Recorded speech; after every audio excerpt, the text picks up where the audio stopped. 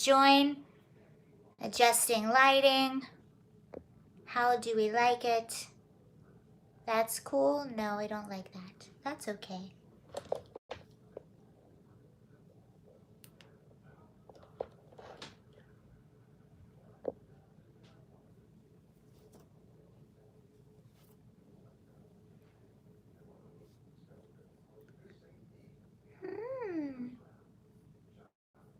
I promise I will stop these impromptu lives and I will have a schedule from now on. That's my goal, is to have a schedule for the lives. What's up, Zachary? How are you? Zachary Payne. I used to work with a person named Zachary Payne. I'm guessing that's not you. Maga from Boston. I'm here, Sarah. Hi. Luke Fish. Evening, Sarah. How are you? I'm doing great. Okay, I'm so glad you guys are here. Oh, awesome, Lance. I'm so glad you guys are here. I promise I will eventually get on a schedule for my lives. I've been doing them pretty much every day now. Hey, everybody. I'm so glad you're here. Thank you for everyone that has joined in the past minute.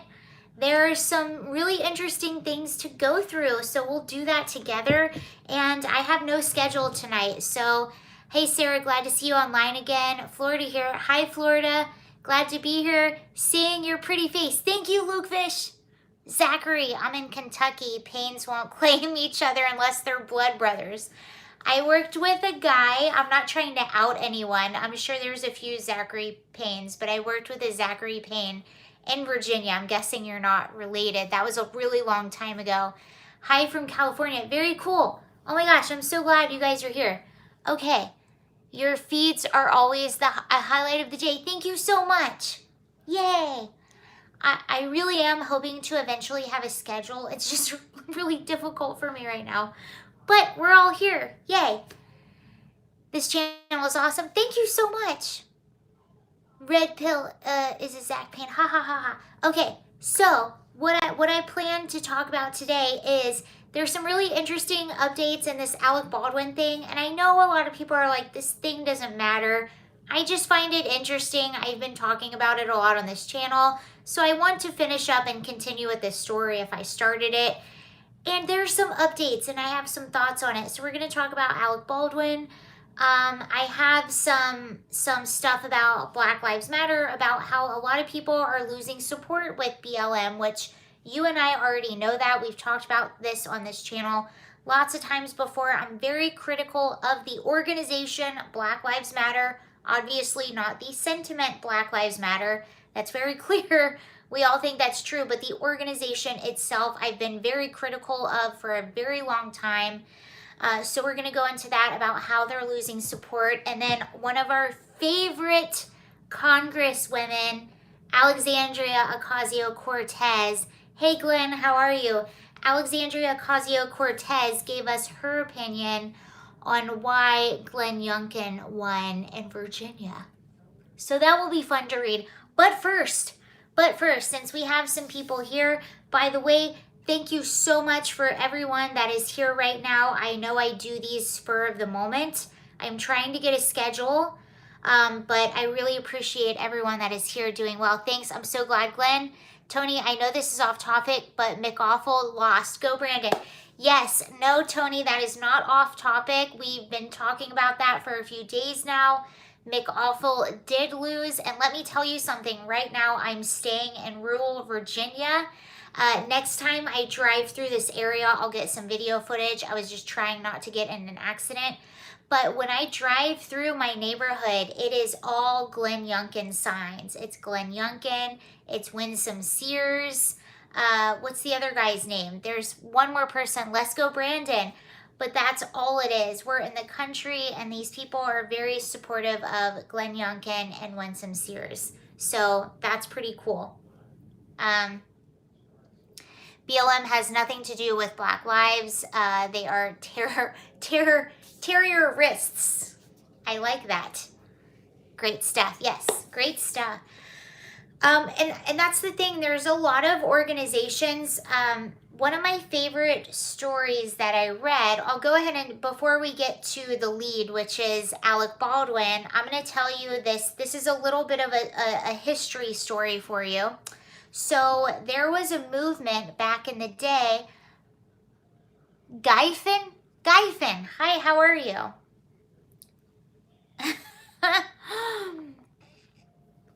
There was a story back in the day about a movement, and the movement was Torches of Freedom.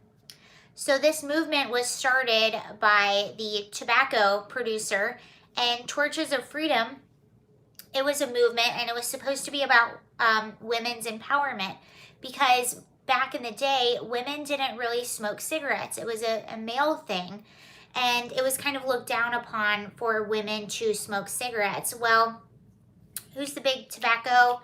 Philip Morris, or Lucky, I know it was Lucky Cigarettes, went to a person that was in media and that knew how to do like PR and stuff like that.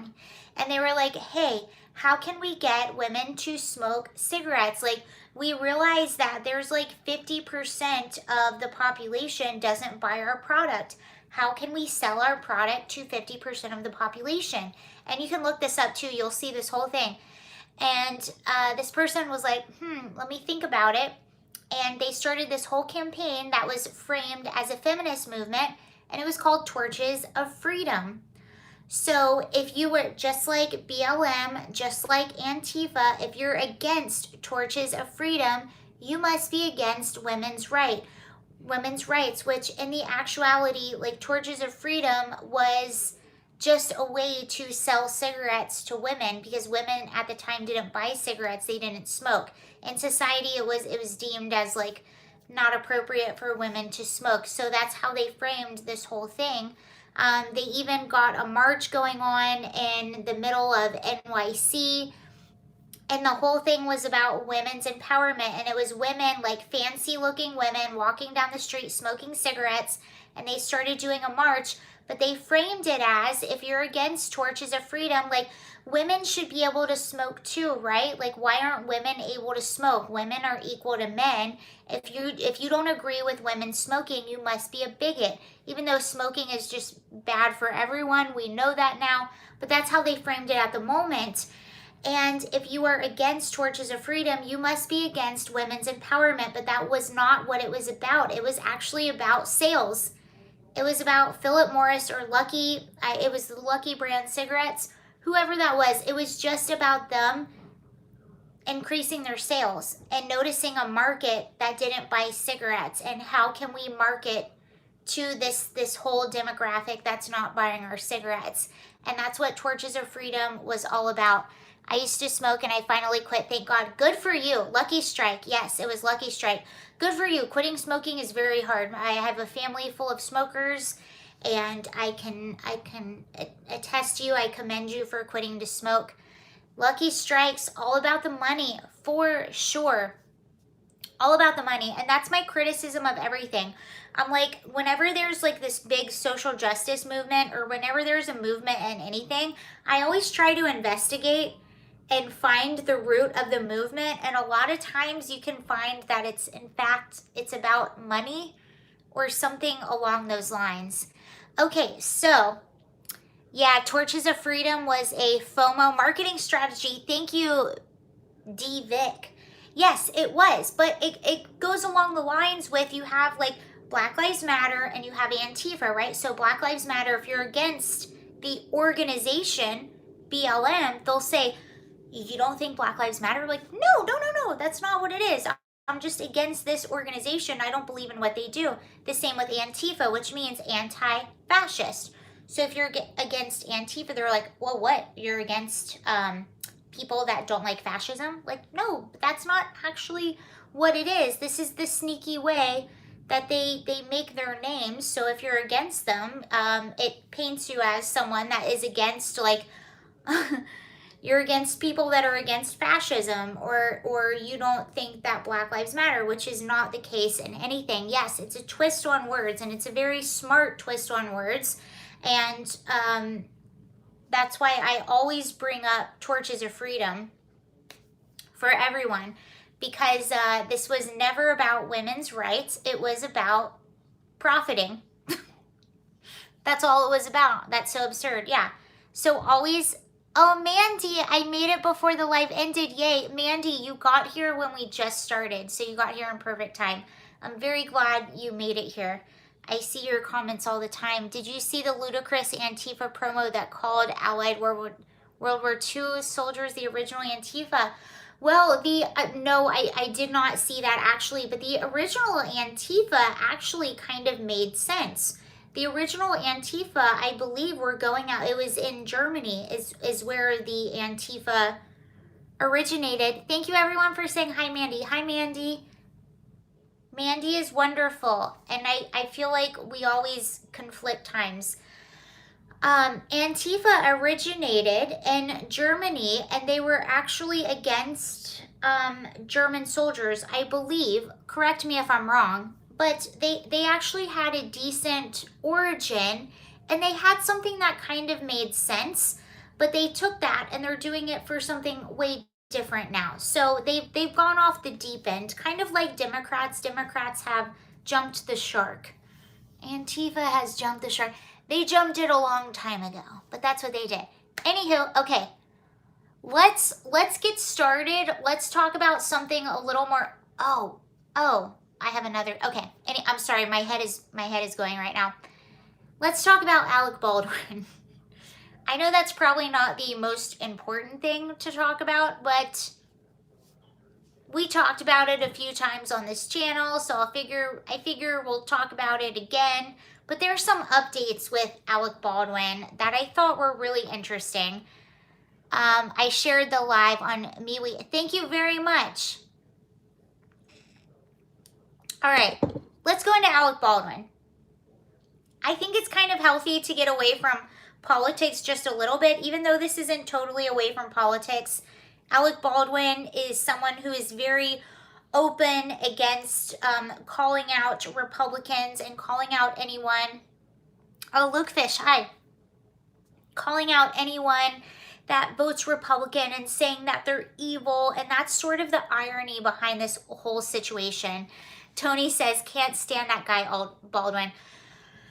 Okay, well, you guys, I have something, and this is actually why I had to talk about Alec Baldwin again, because whoever wrote this opinion piece, can we give this woman love? Holy cow. This opinion piece about Alec Baldwin, I'm going to read you the whole thing, and you're going to like it. This opinion piece about Alec Baldwin and about how he's handling everything, I'm not even going to talk about it because she says it perfectly. Someone just said the New Jersey election is rigged. They are okay. So real quick before we get into this article about Alec Baldwin, they are doing an investigation in New Jersey. So the Democrat governor in New Jersey won by a very small margin. There is believed to possibly be some funny business, but there are Republican lawyers in New Jersey right now doing investigation. So I'm going to leave that be right now. That's what's going on. That's basically the update. I don't like to speculate into those things too much. There's an investigation going on. I'll keep my eye on it and then we'll talk about it. But let's talk about, oh, can't wait to hear it. Let's talk about this article, this Alec Baldwin article. And can we just give a shout out to, I don't even need to say anything. I'm just going to read this through. We'll read it together. Can we just give a shout out to Maureen Callahan? Maureen Callahan wrote this opinion piece on the New York Post. So let's just give her a round of applause and you'll see why in just a minute. She went hard. She went hard, and some of it is going to sound harsh, but as we go through the article, it's all going to come together. And just to preface this, good evening, Sarah and everyone. Hi, how are you? Just to preface this, and I know it sounds harsh, I know, they're going to call out Alec Baldwin's wife a few times. Hilaria. And the reason they're calling her out is because she Last year, unfortunately, it's very, to be honest, I don't care about this. It was just more embarrassing. She got called out for having a fake Spanish accent and exaggerating her Spanish heritage almost along the lines of Elizabeth Warren and people like that. And Hillary, yes. So she got called out for this. So there's going to be a few jabs in this article, but I'm just prefacing this is where it's coming from. Here we go. Okay, so let's give a shout out to Maureen Callahan. And this is the article. So the article's title is by Maureen Callahan. Alec Baldwin and not Spanish wife's sickening act for sympathy. How do you say in English, just shut up and go away?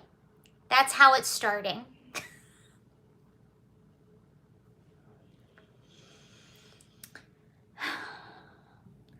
After parading, okay, and also if you don't know, Alec Baldwin and his wife, Hillary or Hilara, yes, we love it already. Faking her accent, pitiful, that's sick. Yes, yes, yes, a lot of people agree. And also, if you didn't see this viral video, just let me tell you before we go into the article. So there was this viral video that went around. So Alec Baldwin and his wife, Hillary or Hilara, whatever her name is, and their children, they've been in Vermont since the thing happened, since the fatal shooting happened on the movie set. So they've been in Vermont, I guess, getting away from the public eye. And there was this really awkward, so I guess they were being followed by media or something like that. And they pulled over on the side of the road and gave this very awkward, impromptu, like almost like press conference to the press. And Hillary or Hilara was very aggressive to the press. And it was just very weird. It was Alec Baldwin just playing total victim in the whole situation. And he was saying, I can't answer any questions because there's an investigation going on. And then he continued to talk about it for 3 more minutes. So let me just preface that. That's what this article is referencing, but it will explain as we go down. Okay, so it starts out by saying, how do you say in English, shut up and go away? And then it says, okay, here we go. After parading around Vermont all weekend, staging a bizarre impromptu roadside press conference, and then posting a happy family Halloween portrait on Instagram, Alec Baldwin and his insufferable fraud of a wife, Hilaria, have lost any public sympathy they once had. Boom, gone, all in about a week. Parenting through this has been an intense experience, to say the least, Hilaria posted on Instagram Halloween night. Really? Hilaria may want to talk to Helena Hutchins' widower about what it's been like parenting her young son through this intense experience. His mother shot to death on a movie set. But no. Feel sorry for the Baldwins, won't you? Halloween, she wrote, from the Baldwinitos. This is, and I'm reading you the article. This is Maureen's words.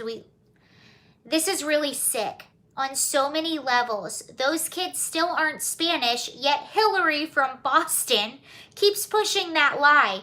Nor can she stay off Instagram, no matter how bad it makes her and her husband look. To say nothing of the legal and financial jeopardy her husband is in, a husband who may find it exceptionally hard to ever get insured on a film set again, get work and make money. But no, the Rachel Dolezal of the Hamptons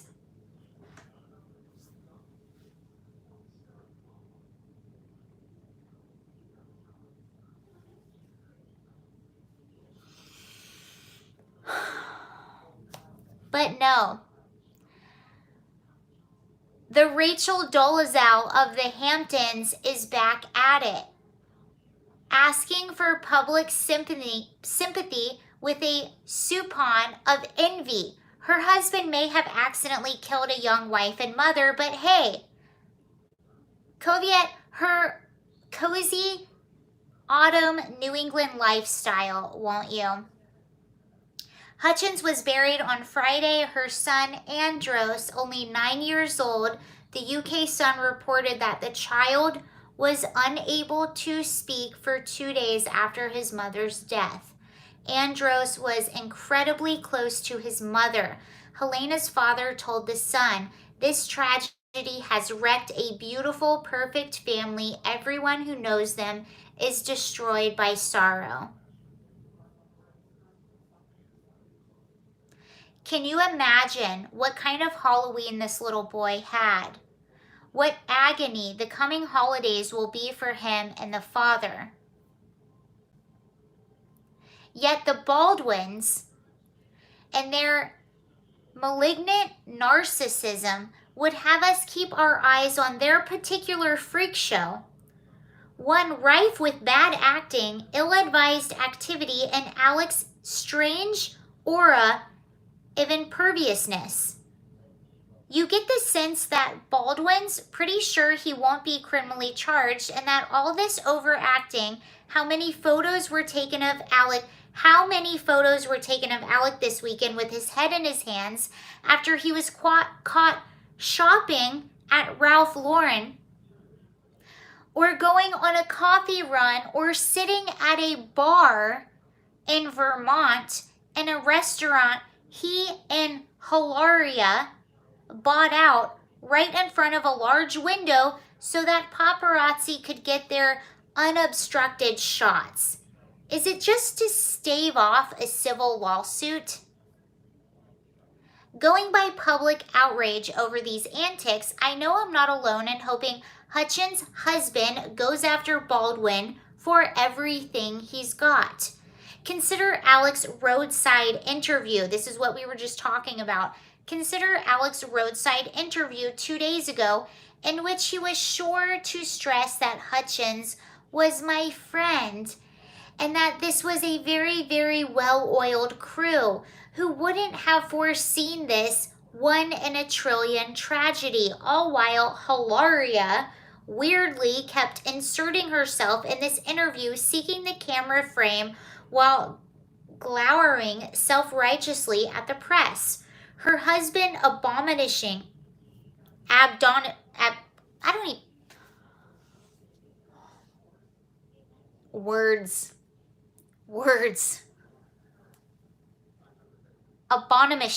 abominishing her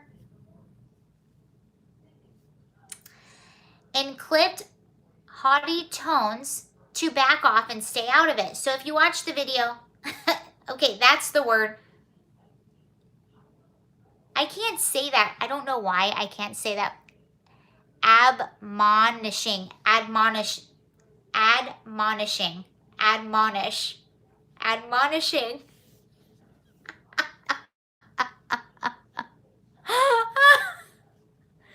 Every time I make these videos, I'm reading yeah, you're right, admonishing. Now it makes sense, admonishing.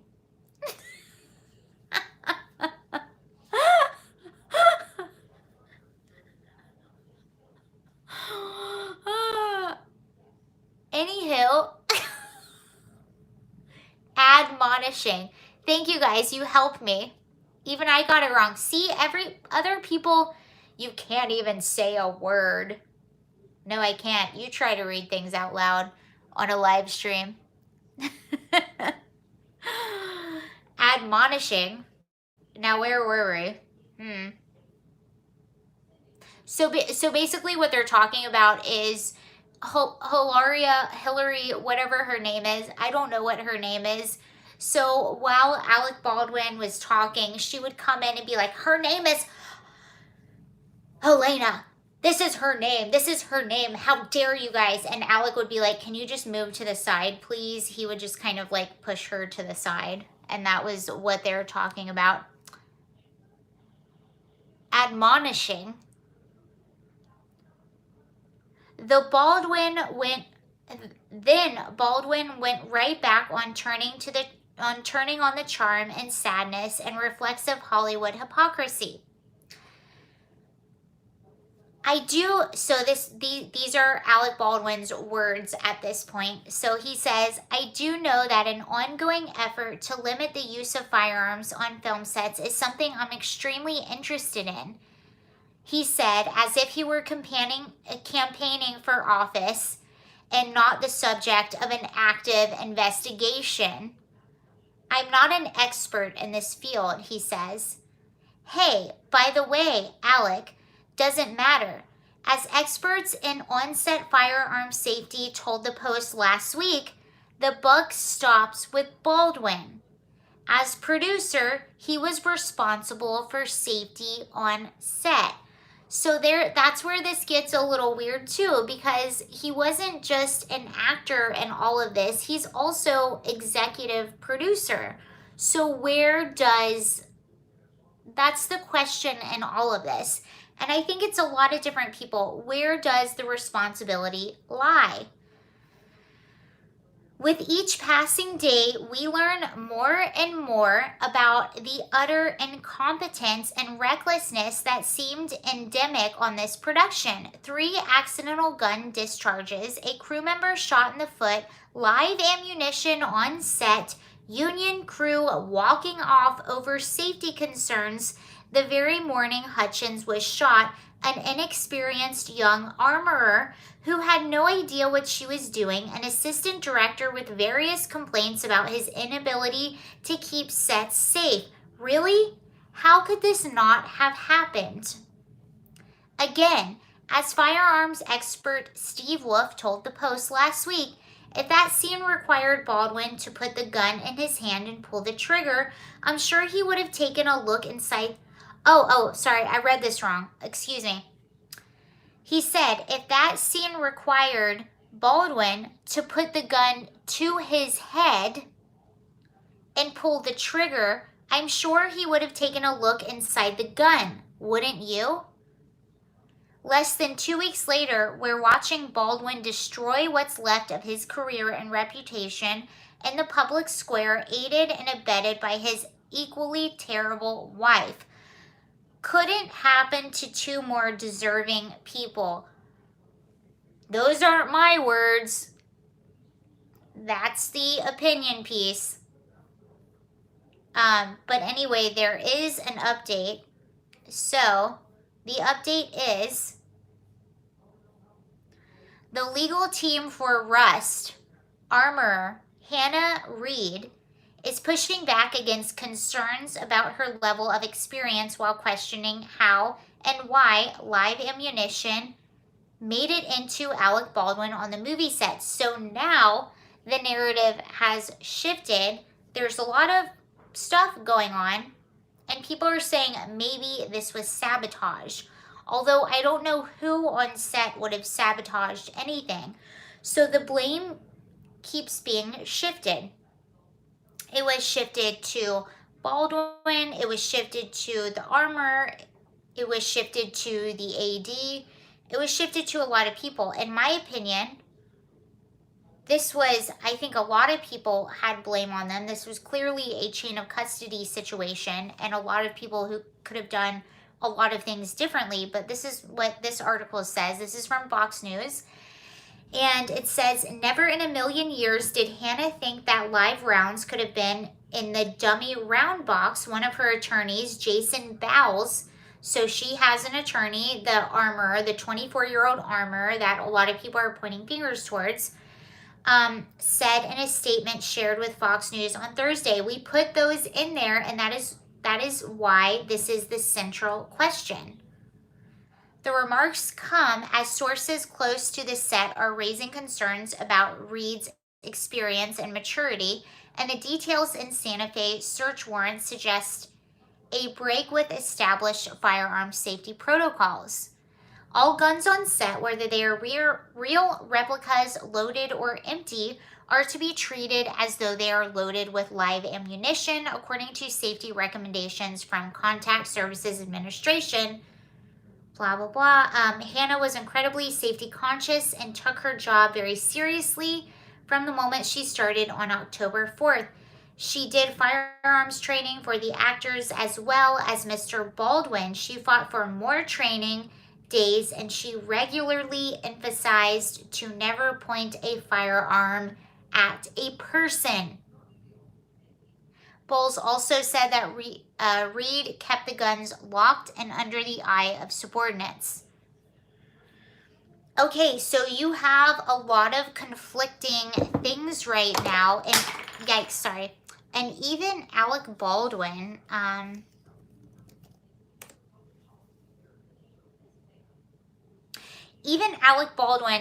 himself has from the very beginning has tried to, and that's the thing about him, not only is he an actor on the set, he's also executive producer, which gives him even more responsibility in this entire thing. I bet they filmed and destroyed the film before the cops got there. But it just gives him a new level of responsibility, also being the executive producer on the set. And all we've heard so far is how this was a very chaotic set. It was very rushed. They were very budget conscious. You can't even, oh my gosh, that's so funny.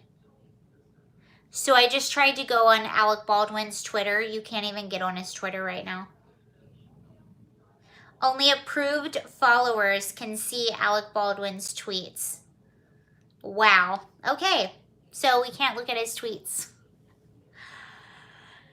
It's just, it's not looking good for him. And the reason I mentioned that article is because this whole thing is not looking good for him, and he's just making it worse. By being in the public eye, you are just making this worse. Take a break. And Ilaria,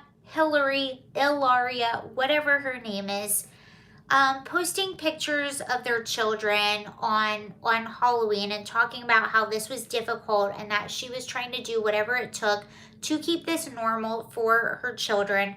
I actually understand that.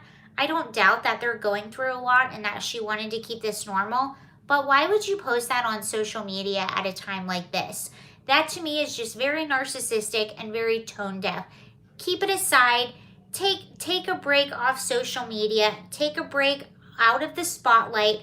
Let this play out. Let the investigation play out. Let whatever's going to happen need to happen. And then just take a break. Stay out of the public eye.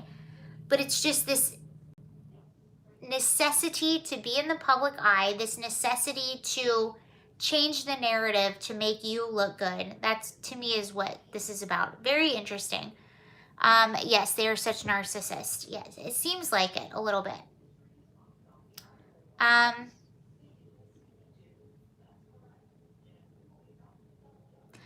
not sure that any yeah, there might have been no cameras rolling at the time. That's very true. They have to be the center of attention. Well, what I think is happening is, it's almost like, what's that celebrity? Chrissy Teigen, who got called out for a lot of bullying. And at least The Rock learned a lesson from the rest. Yeah, he learned a bit of a lesson. It's almost like they were laying low and then they saw the narrative criticizing Alec Baldwin. And this is the thing that you can't escape. This is why we started talking about it. What you can't escape is his criticism of everyone else.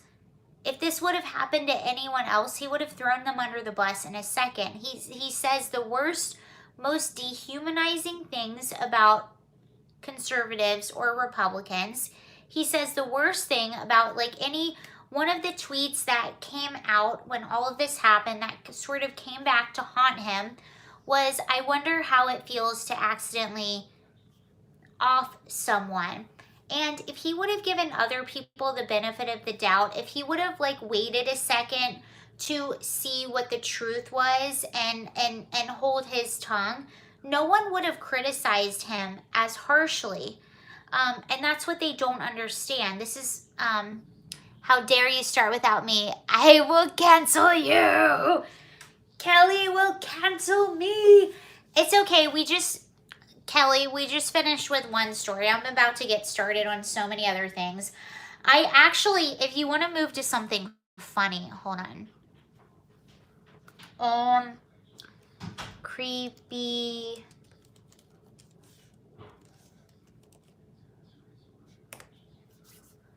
Hi, Kelly. Thank you for joining. But one of the reasons this was talked about so much is the sheer irony. And I think most of us don't like to speculate this soon into something, but you cannot escape the irony with Alec Baldwin. He never, so he's wanting all of this sympathy, he's wanting all of this time, but he didn't afford this to anybody else in his whole life.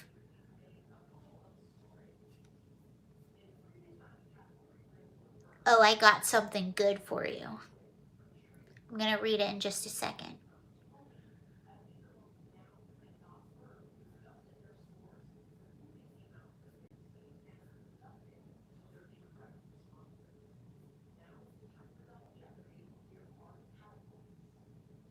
Someone told me I look like a teenager. Why do I talk like politics? Well, I'm not a teenager, but thank you for telling me I look like one. I talk about politics because that's what I'm interested in. I think you talk about what you're interested in. I'm a news junkie. I'm a politics junkie. That's what I do.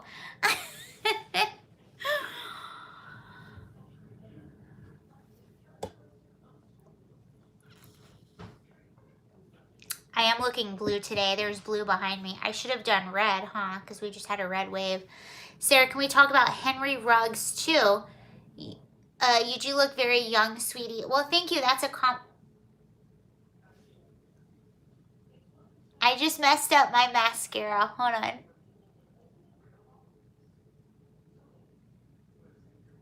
Okay, it's better. Oh, wow. I'm from Saudi and I like Trump. Okay, that's really awesome. Wanted to support you a little. Wish it was more. Thank you so much, Mandy. That's very sweet. I really appreciate that. I know I messed up my mascara. Oh, I could see it. Okay, before we get to the next story, let's have a little bit of fun. This is just something, okay, so this was in Slate. I don't know if you've ever read Slate. Oh, thank you, Luke Fish. I thought you were a teenager. I am not a teenager. I am very far from a teenager, but I won't tell you how far.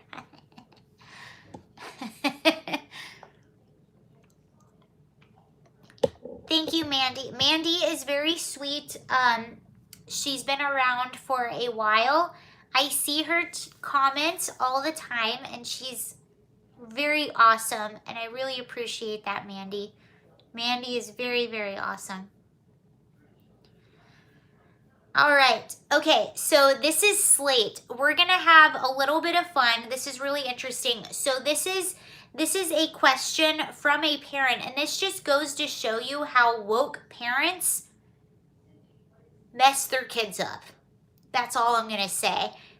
And the response on this is brilliant. So in between stories, we're going to take a break and do this. Okay, so the name of this is, I found a creepy list on my son's laptop.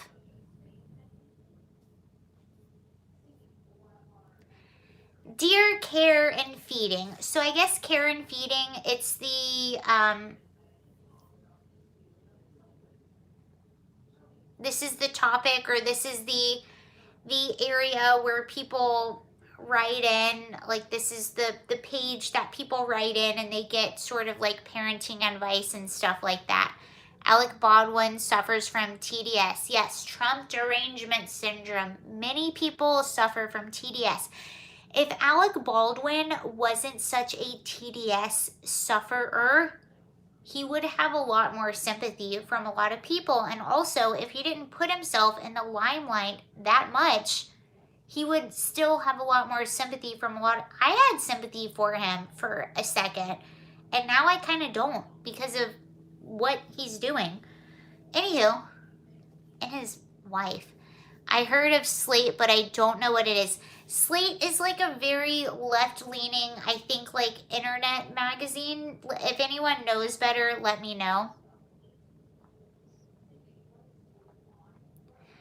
Biden derangement syndrome. Okay, so long. So Long Duck Dong, thank you for your contribution, Long Duck Dong. So Long Duck Dong just said he suffers from Biden derangement syndrome, BDS. Thank you for telling the group that, Long Duck Dong.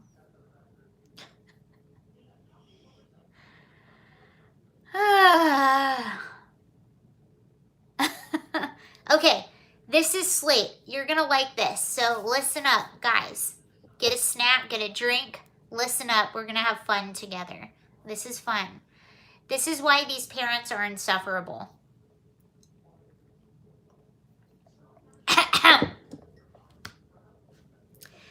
Dear Care and Feeling. Yes, an online publication. Thank you, Luke Fish. My son, Jack, they're making up a name. My son, Jack, 14 years old, has been maintaining a spreadsheet that tracks all of his classmates' problematic actions. Jack has always had difficulty fitting in, but he is a compassionate and intelligent boy. We do not allow our children to have their own computers to prevent the risk of them being radicalized by alt-right websites. So that just goes to show you what kind of parents these are. Radicalized by alt-right websites? So our kids share a laptop that we monitor and control access to, which I don't agree with. I just think it's odd that you're afraid of radical alt-right websites as opposed to everything else that you could be afraid of. But okay, we found an Excel spreadsheet in Jack's folder that listed the names of all of his classmates as well as dates and descriptions of their problematic behavior. Some of the descriptions I saw include his mom is a cop and no pronouns in the Insta bio, laughed at a fat joke, lists problematic shows as one of their favorites, mimicked a foreign accent, and used cis-normative language. I don't even know what that last one is. While I am pleased to see Jack taking an interest in his peers, I get a weird feeling about this spreadsheet. As much as I don't condone the behaviors mentioned, it seems a bit creepy for him to be monitoring his classmates. You think? You think that's a little creepy? I also wonder what he is trying to do with the document. Another concern is that and listen to this. Listen to this. Another concern is that we are white and some of the kids on the list are black. Given the long history of white people policing black existence, I question whether Jack is the right person to be taking on this task, whether it would be more appropriate coming from a BIPOC person. We have asked Jack about the spreadsheet and he denies involvement. But we know it couldn't be anyone else. Am I right to be concerned about Jack's list? I don't know. That is the best way for him to engage with his peers and promote social justice. So this parent is saying, I don't know if this list is exactly the best way for him to engage with his peers and promote social justice. On the other hand, I am proud of how committed he is to the cause and don't want to stop him from bearing witness to injustices within his own community. And then her question is problematic or productive. Okay, so my question, Before I read you the response, do you think this is problematic or productive? Let me know right now. Mandy says, what? I wouldn't ever be appropriate for anyone? Wow. Oh my Lord. Is it problematic or productive? Let me know.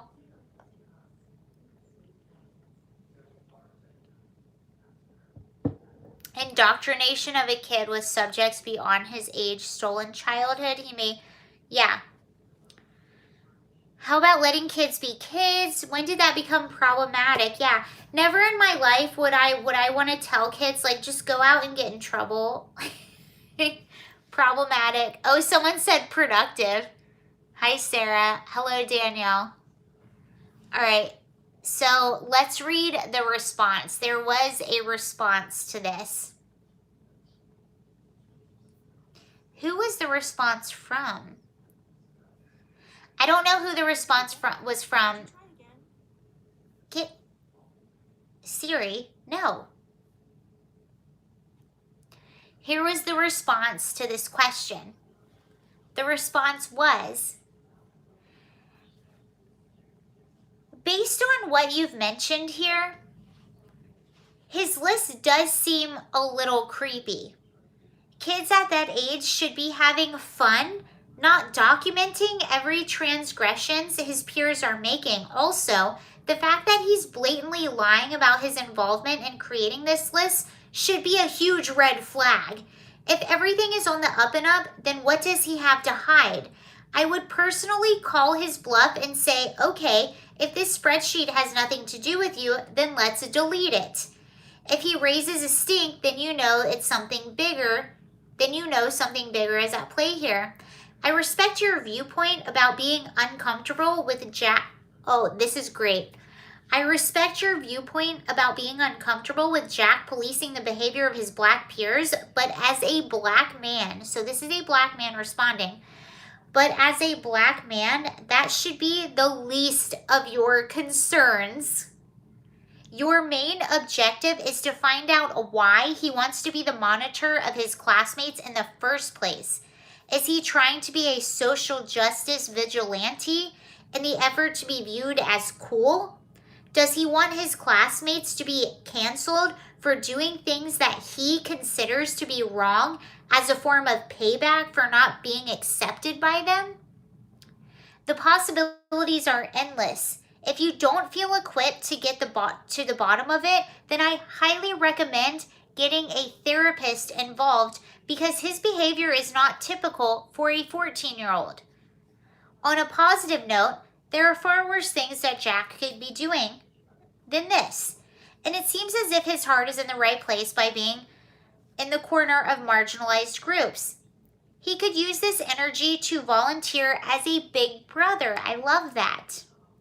Write for the school newspaper if they have one, or look for other opportunities at school to make everyone feel included. I just think the spreadsheet is something that could end up being bad news for him, and I hope that you enroll him in therapy so an unbiased mental health professional can tell him the same thing. I love that response, and I love the fact that this person recommended, instead of just calling out the transgressions of your peers, maybe do something productive, like volunteering for Big Brother, writing for your school newspaper, doing all kinds of other things, and not shaming people for things that you deem are wrong or transgressions. So there's that. I'm afraid this kid drinks coffee. Stolen childhood. I hope not. Ugh. Okay, I got another thing for you. Okay, so a lot of people are saying this election. Oh, Glenn Allen was saying hi to someone. I don't know who Glenn is saying hi to. So I wanted to give you, that was very good. We were talking a lot about the election in Virginia yesterday and the results of that, and the squad, and that's AOC, Ilhan Omar, Rashida Tlaib, a lot of them had been very quiet. So finally, we do have a response from Alexandria Ocasio-Cortez. Before I start, though, I do want to make it known that I don't know what Ilhan Omar has said as of yet, but she did campaign in Minneapolis for a measure that would have completely disbanded their police department and replaced them with essentially like a public safety department. It would have replaced them with, I guess, essentially like social workers that would have taken the place as police, or it would have been a public safety department. It would not have been the police department. And thankfully, residents voted against this. They did not want this. But the odd thing was about Ilhan Omar campaigning about this in Minneapolis is we've seen a surge in crime in Minneapolis since the George Floyd riots, and that is when the whole measure to defund the police came about and became conversation. But since that, Minneapolis did defund their police by $8 million and found out real quickly that this was a huge mistake. So they refunded their police by $7 million. And even in the wake of that, Ilhan Omar thought it would be a good idea to campaign in Minneapolis and call for more defunding of the police. Not just defunding the police, but she wanted to replace the police with a public safety department. Well, thankfully, voters voted against that measure, so that will not be happening in Minneapolis. So that was one member of the squad who was involved in these elections. Well, AOC has finally spoken out on her reaction of the outcome of these elections. So I will tell you what that is right now. So, Representative Alexandria Ocasio-Cortez claimed that Republican Glenn Youngkin won the Virginia gubernatorial election because Democratic candidate Terry McAuliffe ran a 100% super moderated campaign that did not energize the progressive base. So she is basically saying that Terry McAuliffe did not run a progressive enough campaign and it did not energize that base, which is completely tone deaf. Completely not what happened. I would argue that he was too progressive and was out of touch with what the actual people wanted, and that's why he lost. I actually think we have good news as well. I know that Virginia was a huge bummer, and honestly, if anything, I think that the results show the limits of trying to run a fully 100% super moderated campaign that does not excite, speak to, or energize a progressive base. And frankly, we weren't even really invited to contribute on that race. I don't know who she thinks this progressive base is. I don't know where she thinks they live or where she thinks they exist. Kelly, click, click, boom. Oh, thank you so much, Kelly. That's very sweet. I don't know where she thinks they live or where she thinks they are in Virginia, but that's completely not why people voted for Youngkin. She's crazy. Hispanics for America first, Republicans. Yes, so they did. So Republicans in the election got an overwhelming amount of Hispanic votes. AOC is just a child. Yes, she doesn't know. I don't know. She runs purely, and it's more and more evident, she runs purely on propaganda. She runs purely on the fact that her base is not super informed, so she can say things like that. She can get away with saying, well, Virginia won because, our base just wasn't activated in Virginia, and that's what it was. No, there were real issues in Virginia, and parents had real concerns, and Democrats went too far to the left, and that's why they lost in Virginia, and it just is what it is.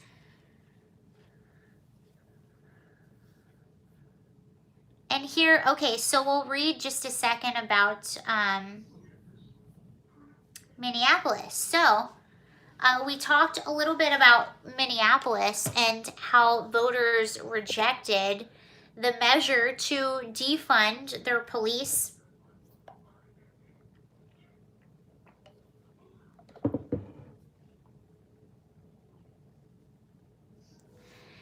Careful getting sucked into the vortex of left-right. I don't know what that meant. Okay, so it says right here, voters in Minneapolis have resoundingly rejected a proposal to reinvent policing in their city. 17 months after the killing of George Floyd by police sparked massive protests and call for change. Approximately 56% of voters rejected a ballot question that would have removed the Minneapolis Police Department from the city charter and replaced it with a public health oriented Department of Safety. The Yes campaign conceded defeat in a statement that read, so this was the Yes campaign. We spoke the truth while the opposition, Democrats and Republicans alike, spread lies and mischaracterized our measure to create confusion, distrust, and fear. Nationally, the vote was set as a test of the political movement to defund traditional policing as it ran up against concerns about rising violent crimes. The defund movement, which called for the shrinking police budgets and shifting the money to other social purposes, gained ground in the summer of 2020. A few days after Floyd's murder, most members of the Minneapolis City Council appeared to be at a defund rally. So it was, and this is what's interesting. You see this in a lot of cities. This is what's weird. It's supposed to be for racial justice, right? Like the whole defund the police movement, the whole criminal justice reform and all of that. It's supposed to be for racial justice, if I'm correct. In Minneapolis alone, so a mostly white, suburban, upper middle class city council voted to defund the police. In Minneapolis, by the way, since they did this, crime has skyrocketed in Minneapolis, and 87% of victims of violent crime in Minneapolis are minorities. So these people claim to be fighting for minorities, yet when they defund the police, when they take away the police officers, it disproportionately affects minorities because, for instance, in Minneapolis alone, 87% of violent crime victims are of minority. Los Angeles, 90% of homicide victims are Black and Hispanic men. So when you defund our police, when you do not prosecute crime, who do you put at risk more than anyone? You put more at risk the victims. And the victims so happen to be homicide, Los Angeles, 90% Black and Hispanic men. So it doesn't make any sense.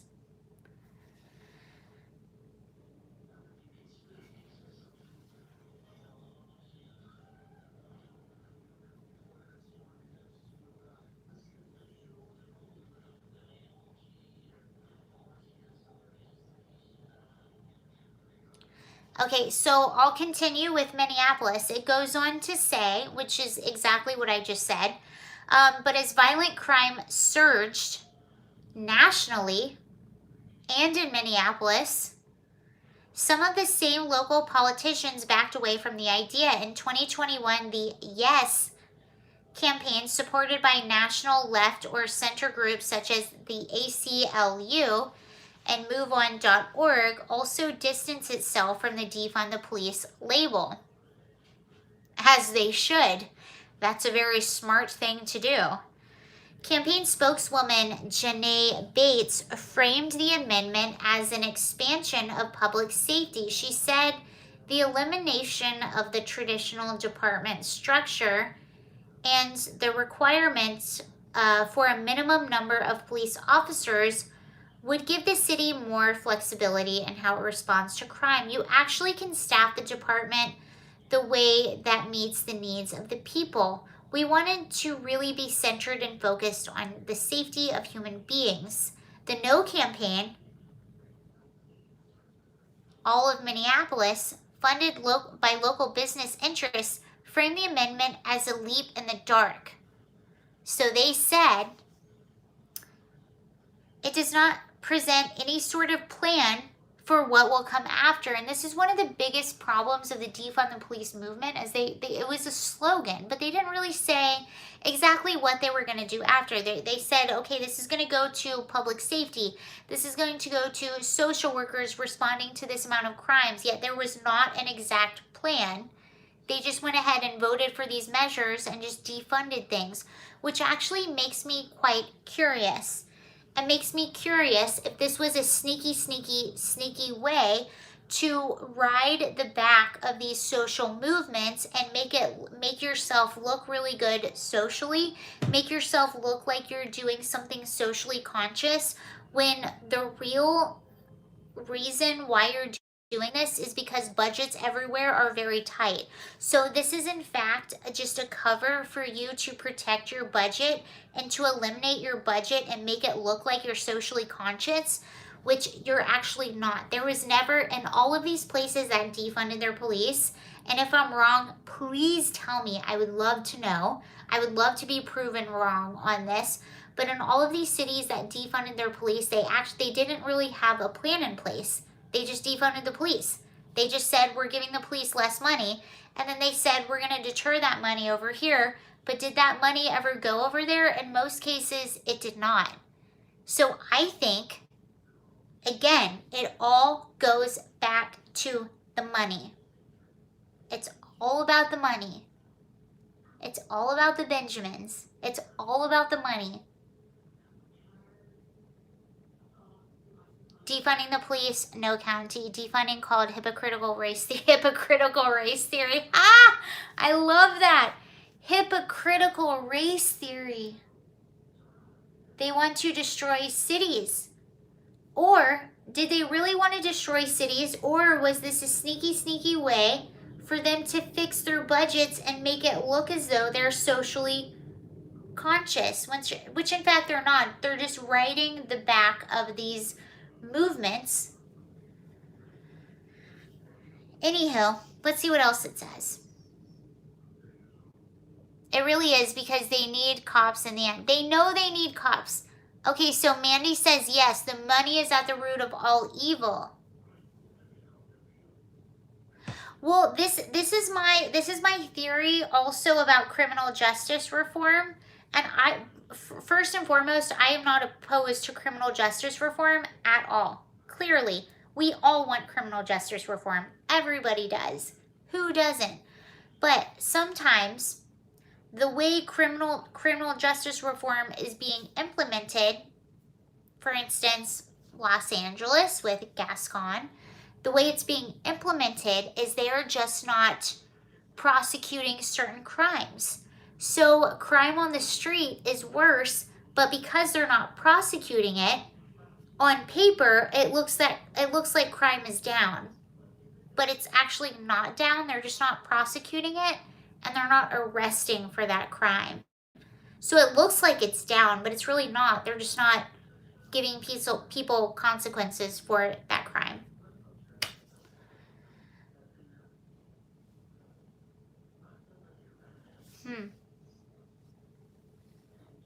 Opponents said that it was a dangerous time for that type of uncertainty, and as an exodus of police officers, so there was a huge exodus of police officers in the Minneapolis Police Department, even as the city endured near record spike in gun crimes and homicides. So this is Minneapolis. Keep in mind, 87% of violent crime victims are minority, and we're doing all of this for justice, right? The two sides joined over whether traditional police officers would be a part of the new system. The No campaign pointed to the language of charter amendment, which said that the Department of Public Safety could employ police officers if necessary. But who decides if necessary and who decides when they are necessary? Yes campaigners called the warnings about the disappearance of police fear-mongering. Police will be a part of the city of Minneapolis. This is a state mandate that overrides anything the city sets up that requires police officers to respond to a whole series of situations.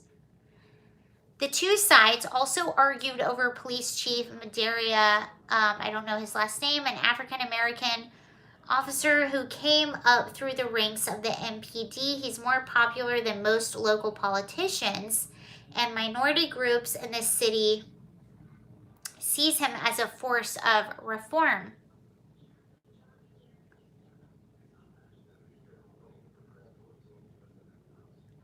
Yes campaigners criticized the chief of taking sides, drawing an ethics complaint for using city resources to weigh on political matter.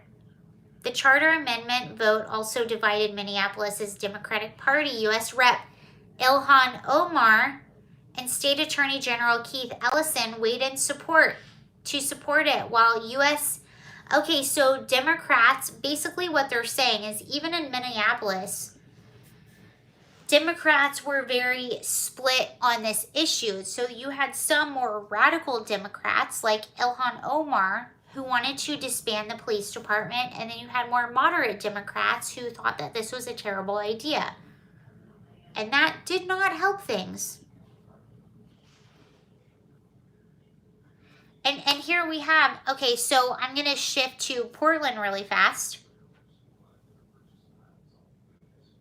Portland was another city, and if you followed this channel, it depends on how long you followed me.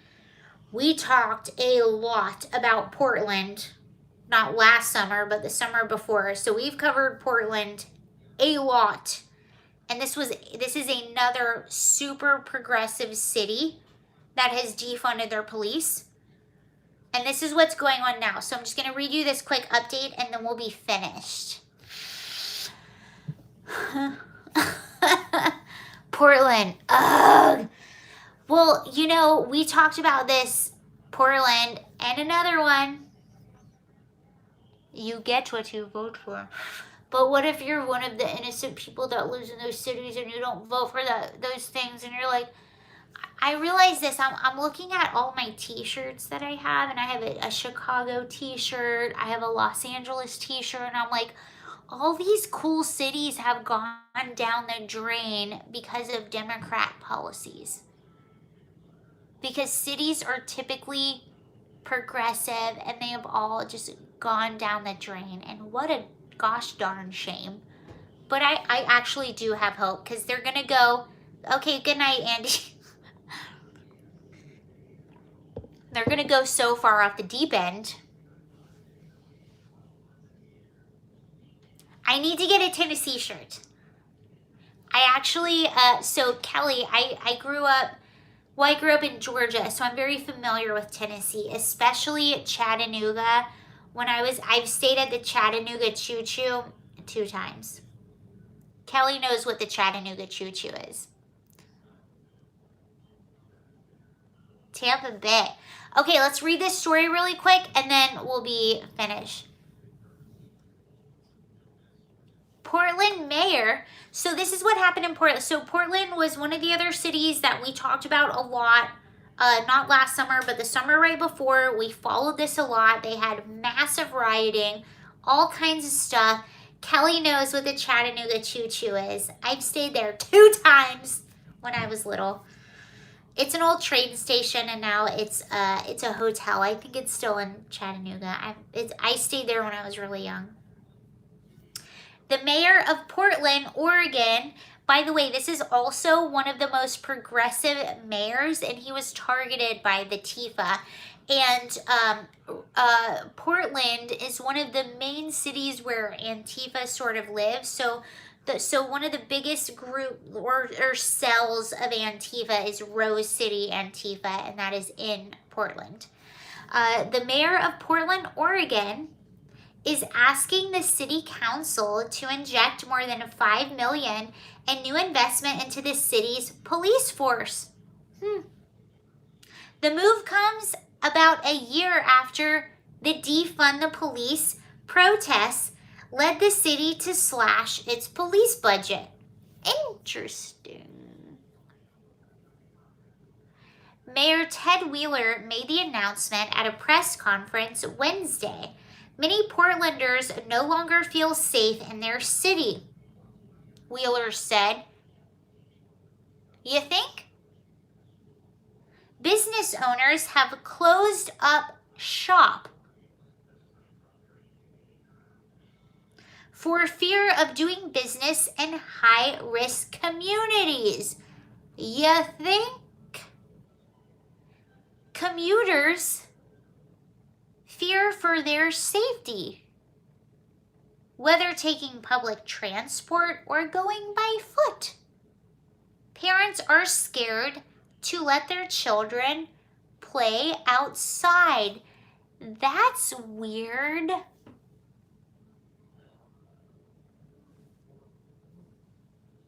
Among the investments, Wheeler wants our body cams for officers and more officers added to the force overall. That is so weird. Because I remember at the beginning of all of this, I had friends I lost a lot of friends. By the way, I'm very outspoken. I don't know if you can tell. But I have a lot of super progressive actress friends in Hollywood. And when they would post things, I would message them, and I shouldn't have done that, but it's just my personality. I'm very outspoken. I say what I think, and I challenge people. And I don't do it in a nasty way. I just ask them questions and I challenge their beliefs. That's what I do. It's probably wrong sometimes, but I'm getting better at it. Now I get it out of my system by talking to you guys, but that's what I do sometimes, and I definitely lost a few friends, but I had a few friends that started posting. By the way, if you've followed me for a while, you know that May 28th, May 29th, 2020, I got stuck in the LA riots. My car was surrounded by over 100 people. I'll go into that story another time, but it was one of the most terrifying nights of my life. And then after that, I started seeing people, my actress friends that live in my neighborhood, talking about let's defund the police. And I was like, are you crazy? I just saw what the world looked like without police, and it's not a good place. Like, what are you talking about? But anyway, I remember messaging a friend, and I challenged this friend on the defunding of police, and one of my challenges was, and she was like, well, police make mistakes. They do all these bad things, and they're blah, blah, blah. And I was like, well, shouldn't that mean that we would give police more funding so that they could have better training and hiring practices? And then she was like, well, I don't know a whole lot about it. And I was like, well, then why are you posting this to your thousands of followers that they should defund the police if you don't even know what you're talking about? Anyway, we're not friends anymore. I'm pretty sure I was blocked. But that was my question. I'm like, why would you talk about something like this if you? But that just goes to show this was a slogan and everyone jumped on the bandwagon, but no one actually knew what they were talking about, and they never actually thought through what the results would be of this thing. But now we know, and I was proven right. You have new friends now. Thank you. I lost a lot of friends. Progressives think that small group of insane people are the majority. Progressive policy, emotional, not intelligent. Yeah. Okay. But anyway, this is exactly what happened. So all of these cities that defunded their police, they realized that this was a mistake.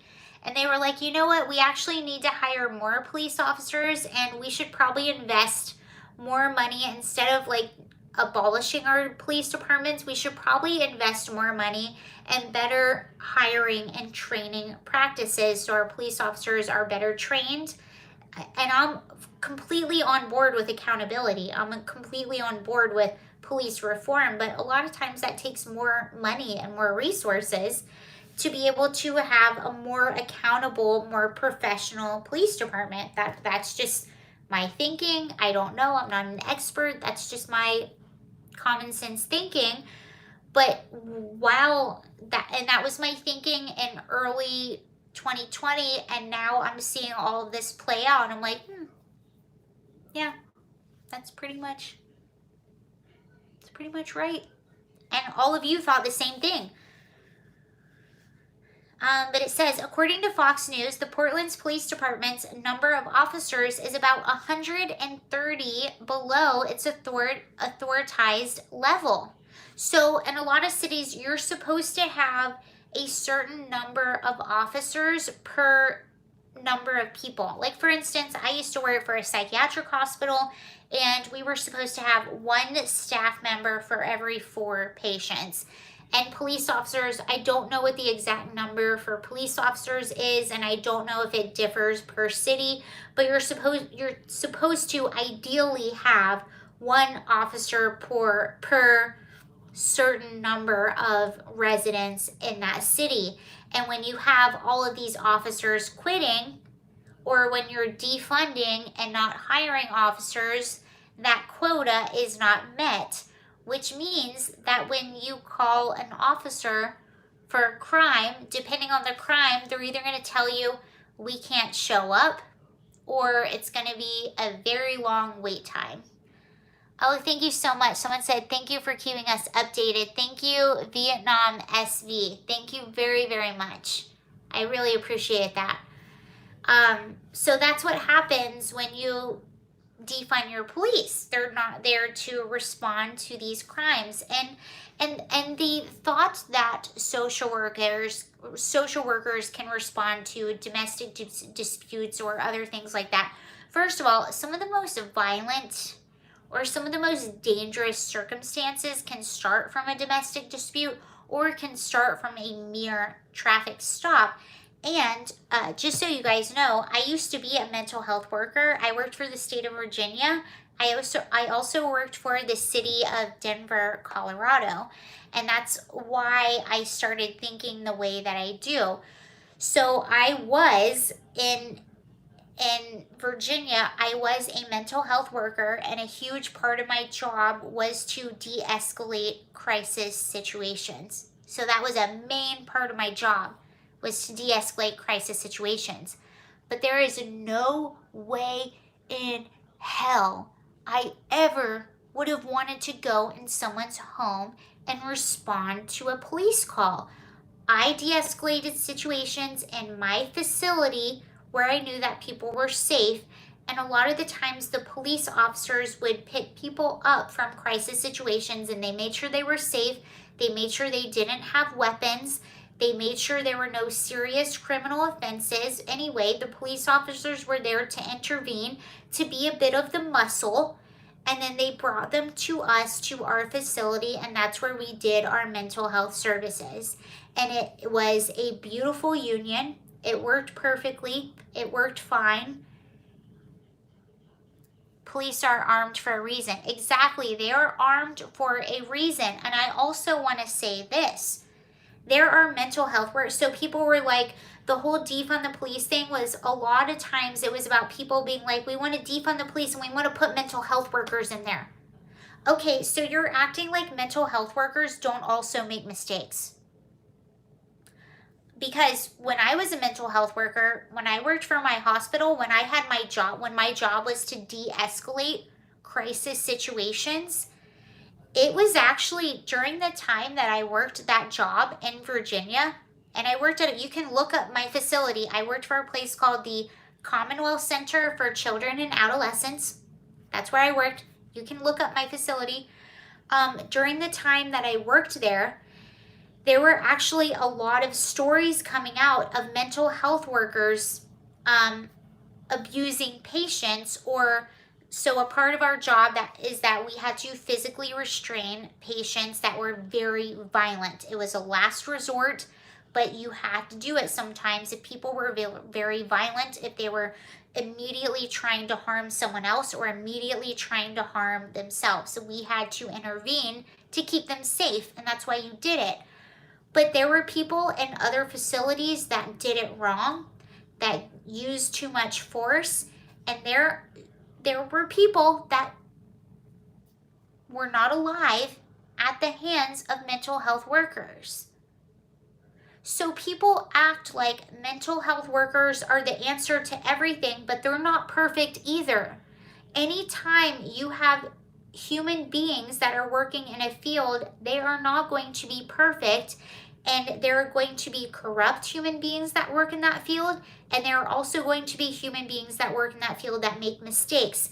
And your goal is to make that number as less as possible, and zero if possible.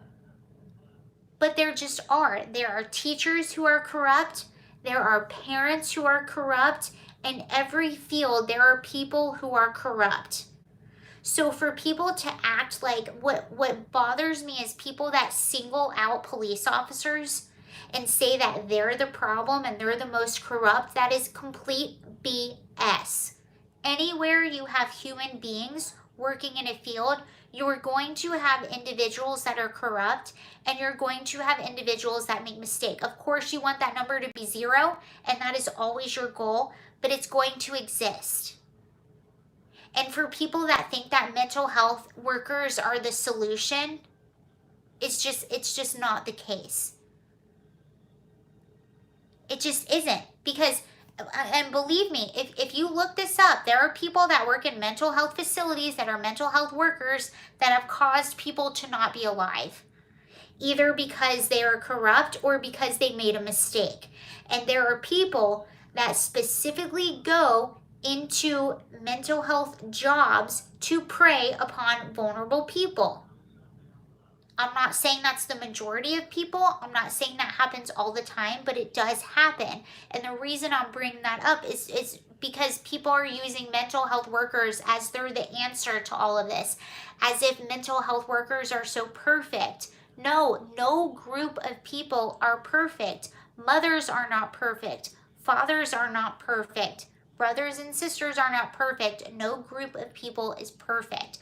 So to take one group and say that, oh, this group is evil because we had a few instances where really bad things happen. No, the real solution of this is to always be, and this is what we did when I worked in mental health, every time an incident happened, and when I say incident, it's when we had to physically intervene.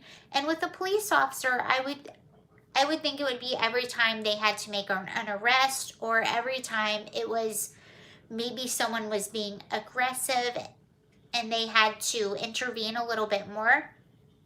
I think the correct way to go about that is you always, and this is what we did at the hospital that I worked with. Anytime that we had to intervene with a situation, we would have a meeting afterwards, and it would be a debriefing meeting. We would debrief with the kid or the patient.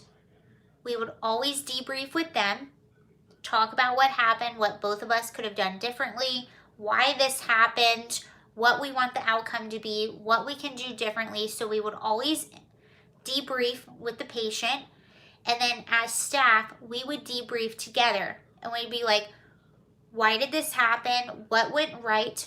What went wrong? How can we do this differently? How can we improve?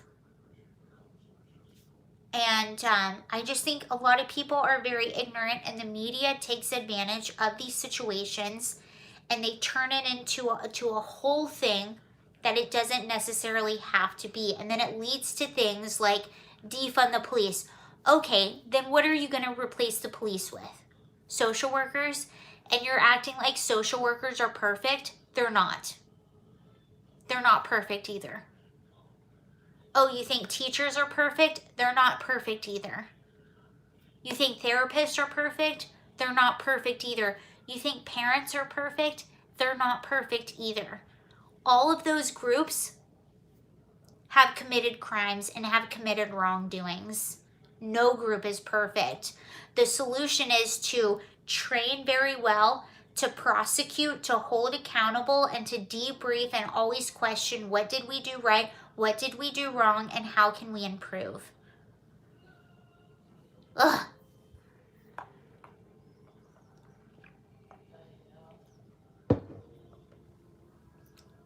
Anyway. All right. Christ is perfect. I like that. Okay, James said, Christ is perfect. I agree with you. Kelly said, am I the only one on here that is perfect? Maybe.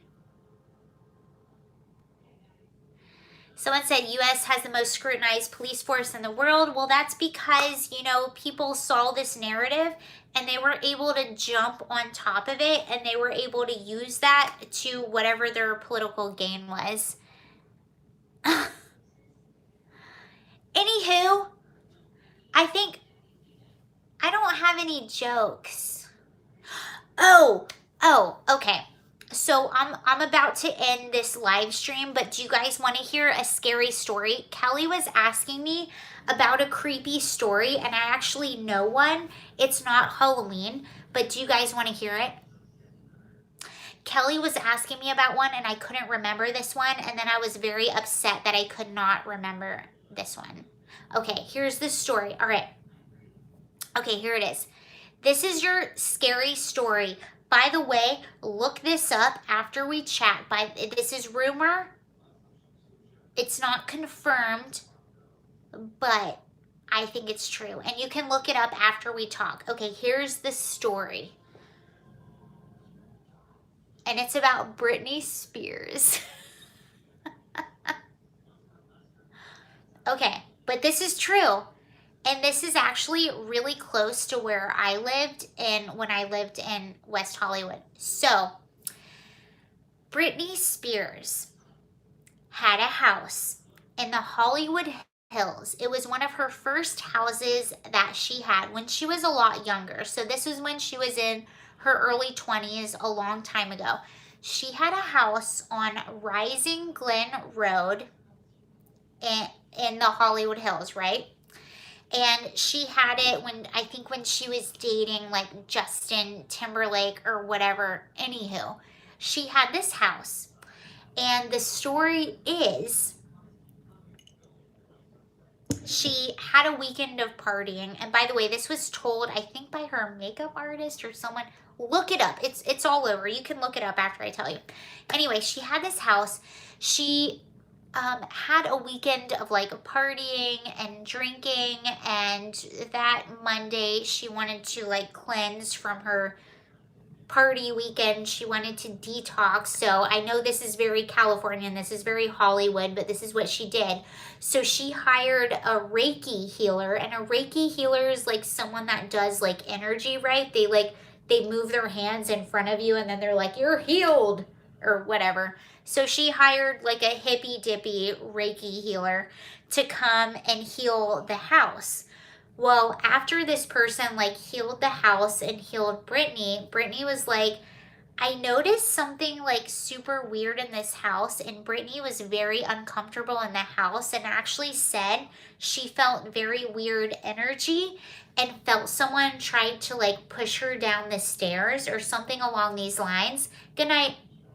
So Britney Spears moved out of the house, did not take any of her furniture with her, just moved out of the house, left. Brittany Murphy bought the house right after her. And that was the house that Brittany Murphy passed away in and her husband passed away in.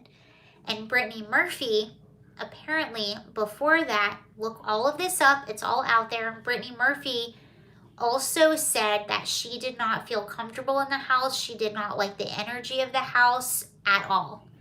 And since then, the house has had so many owners. No one has stayed in the house a very long time. They had to remodel the house, sell it for like $20 million or something like that, but no one has really stayed in it for a long period of time. Look it up. Very true. Creepy, right? I don't know if it's true, but we like ghost stories. We like little conspiracies on this channel, so I thought we would... Black magic, is it real? I don't know. So, but apparently it started with this Reiki healer. No, it's not the Playboy Mansion. This is a different mansion. This is like up on the hills. Chills. Kelly has chills. Look it up. You'll see the story. But this was told. Britney Spears said that she was very freaked out by this house after this happened. And Britney, I believe that Britney actually says, she's like, I think this Reiki healer like opened some kind of portal, which I don't necessarily believe in that stuff, but that's what Britney said. Toxic mold in the house. Well, they tested for toxic mold. There was no toxic mold there. I didn't read that last comment about John. Did it say John Belushi? Scooby-Doo scared. Scooby-Doo should be scared. When I lived in West Hollywood, we'll see if I live close to there when I go back. I don't know if I'll be going back to West Hollywood, but I lived very close to the Chateau Marmont, and that's where John Belushi died.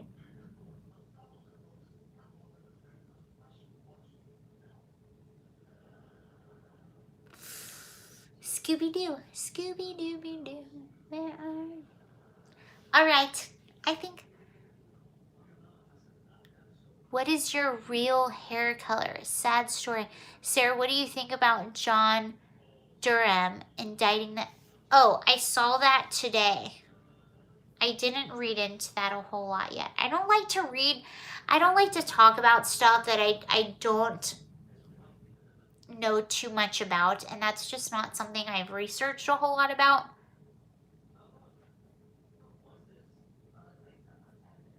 I saw it a lot today, trust me. I've been like trying to keep up to date with it, and I saw it a lot today, and I'm trying to read into it, but it's just not something I feel comfortable talking about or giving my opinion about because I just don't know. Are you famous in the USA? No.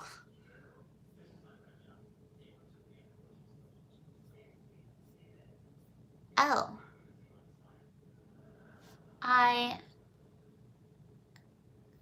How about that truck driver? Okay, so there's a truck driver that won, was it a Senate seat in New Jersey, and he only spent about $150 on his campaign. I think that's really badass. Very badass. Sansoni, Italy or Lebanon? Italy. Ascoli, Italy.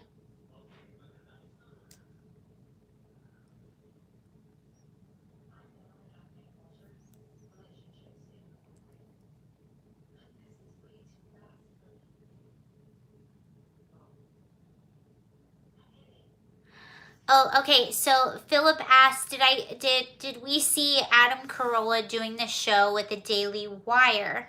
I did see that. Oh, Kelly says so much, Kelly. That's super sweet. Someone said hello, Sansonites. I like that. Thank you very much, Kelly. I really appreciate that. That's really sweet. Adam Carolla is going to have a comedy show. I'm a huge fan of Adam Carolla. Good night, Kelly. You have a great night. I'm going to get off here very soon, but we're kind of hanging out right now, so I like hanging out with you guys. I hope you don't mind. Adam Carolla announced that he is going to have sort of, I'm guessing it's going to be sort of a late night kind of comedy talk show with the Daily Wire, and his first guest is going to be, am I correct, Jay Leno? I think it's going to be Jay Leno.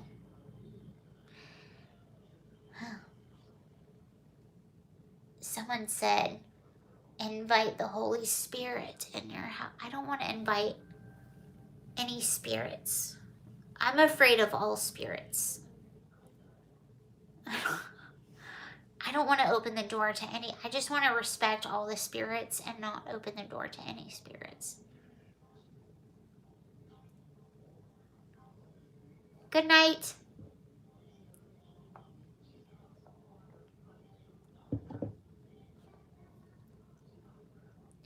Ghostbusters. Da-na-na-na-na-na.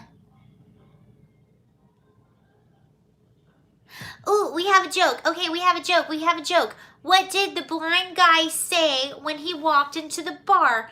I don't know. What did he say?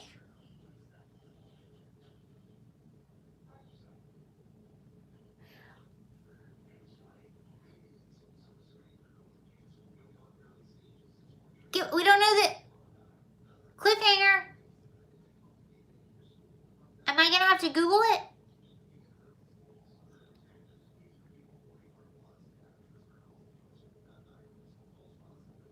I don't know what the punchline is. Why are you guys saying ouch? What did the blind guy say? No, I was reading that from a comment. Somebody started a joke and they didn't finish it and you just left me hanging. He said ouch. Oh, I get it.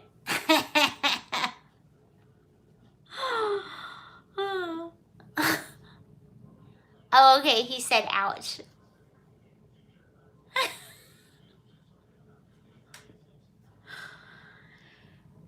Anywho. Ouch is, oh, that's a punchline. I thought everyone was laughing at me. All right, you guys, I'm gonna dad joke. Yeah, totally a dad joke.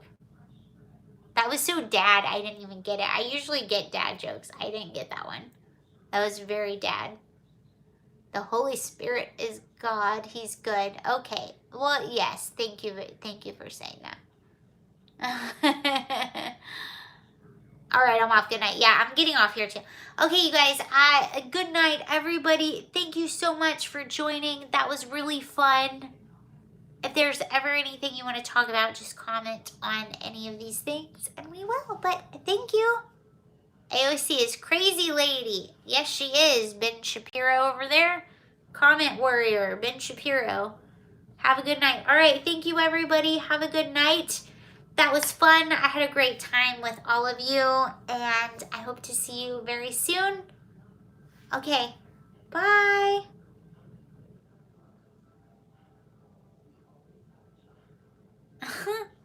Okay, thank you all.